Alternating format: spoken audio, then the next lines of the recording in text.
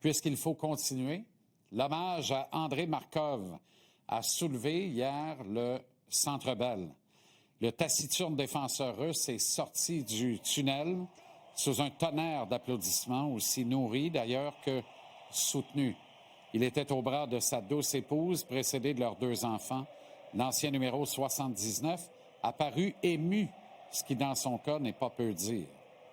Je l'admets, j'ai dû aussi m'essuyer un petit peu les yeux, qui l'eût cru.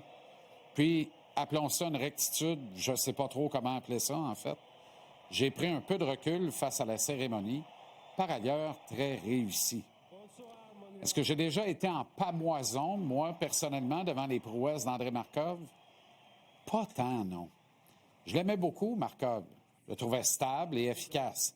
Mais il m'a jamais vraiment fait bondir de mon siège au sens Piqué Souban du terme. On fait bien dire ce que l'on veut à un clip de 3 minutes. De grands visages de l'histoire de l'équipe s'enchaînaient les uns aux autres, chacun peignant le plus beau tableau de l'homme âgé de la soirée. Les images en appui sont choisies avec parcimonie. La vidéo, au final, est parfaite, puis l'effet est total. Puis on nous laisse impression que l'on acclame, comme ça, le plus grand défenseur de l'histoire de l'équipe. Pour mieux illustrer mon point, si je vous fabriquais une vidéo de 3 minutes de Patrick Roy ou Martin Brodeur en alignant que les pires bulles au cerveau qu'ils ont eues ou les pires buts qu'ils ont accordés au cours de leur carrière, un lunaire arrivé sur Terre regarderait ça et me dirait qu'il s'agit des pires gardiens de la Ligue nationale de hockey. Et pourtant. Bref, j'ai été ému, puis je me suis ressaisi un peu. Pourquoi j'aime un athlète dans le fond, moi? J'aime un athlète qui est prêt à mourir pour ses coéquipiers, qui est prêt à mourir pour la cause de l'équipe. J'aime un leader charismatique qui lève son jeu d'un cran quand le moment le commande. J'aime un ultime pro qui est toujours debout sur la pédale d'accélération, qui est allergique à la défaite, qui n'en dort pas. J'aime l'athlète qui est au sommet de son sport, mais qui en veut encore plus, qui ne se considère jamais arrivé. J'aime celui qui fera toujours de la conquête d'un championnat son but premier. J'ai aimé André Markov, mais il n'a hélas jamais vraiment fait battre mon cœur de partisan.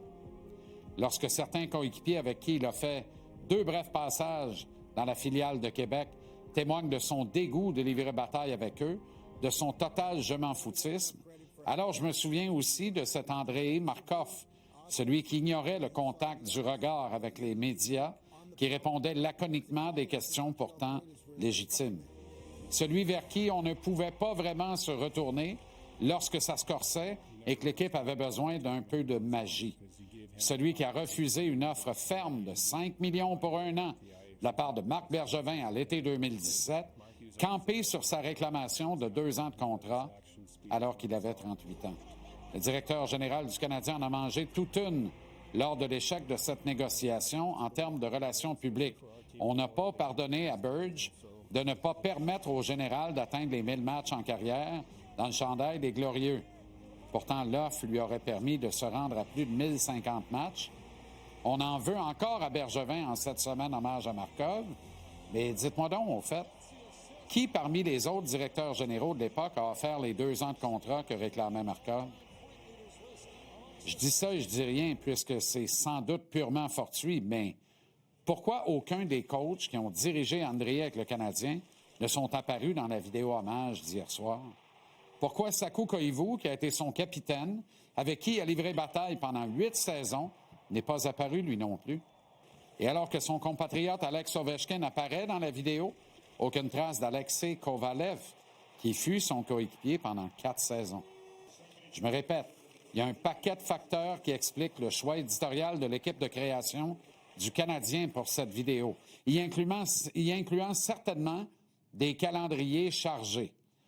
Mais si le lien entre Markov, Koivu et Kovalev avait été des plus forts, on aurait eu droit à leur présence dans le clip.